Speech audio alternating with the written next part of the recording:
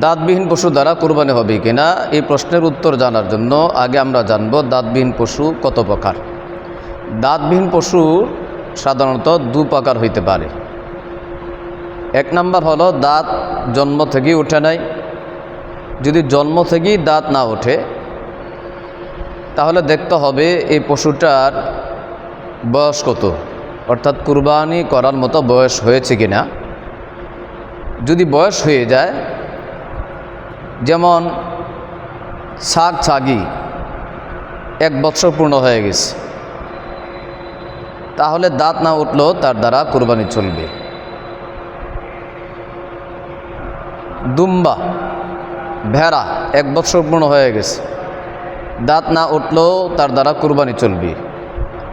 অথবা দুম্বা ভেড়া কমপক্ষে 6 মাস হয়েছে বা 6 মাসের বেশি হয়েছে, কিন্তু দেখতে এত মোটা তাজা মনে হয় যে 1 বছরের বাচ্চার সমপরিমাণ বয়স।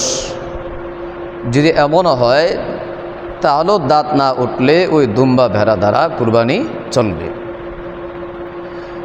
গরু মহিষ বলদ 2 বছর পূর্ণ হয়ে গেছে, যদি দাঁত না ওঠে তাহলেও তার দ্বারা কুরবানি চলবে। ওট 5 বছর পূর্ণ হয়ে গেছে, দাঁত না উঠলেও তার দ্বারা কুরবানি চলবে। প্রিয় দিনদার ভাই বোনেরা, 2 নাম্বার প্রকার হলো দাঁত তো উঠেছে, বয়সজনিত কারণে বা কোনো দুর্ঘটনার কারণে দাঁত পড়ে গেছে।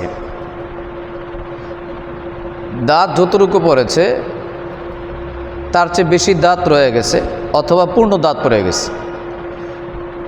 যদি বেশিরভাগ দাঁতই থেকে যায়, অল্প দাঁত পড়ে থাকে, তাহলেও এই বন পশু দ্বারা কুরবানি চলবে। আর যদি বেশিরভাগ দাঁত পড়ে যায় বা পূর্ণ দাঁত পড়ে গেছে, সব কয়টি দাঁত পড়ে গেছে, যদি দাঁত পড়ার কারণে সে খাবার না খেতে পারে, ভালো করে খাবার না খেতে পারে, তাহলে এমন পশু দ্বারা কুরবানি চলবে না, কুরবানি জায়েজ নেই। সূত্র ফতোয়া শামী 6 নম্বর খণ্ড 324 নং পৃষ্ঠা, বাদাউস সানাআ 5 নম্বর খণ্ড 70 নং পৃষ্ঠা, ফতোয়া আলমগীরি 5 নম্বর খণ্ড 298 নং পৃষ্ঠা। আল্লাহ তাআলা আমাদেরকে বুঝার আমল করার তৌফিক দান করেন।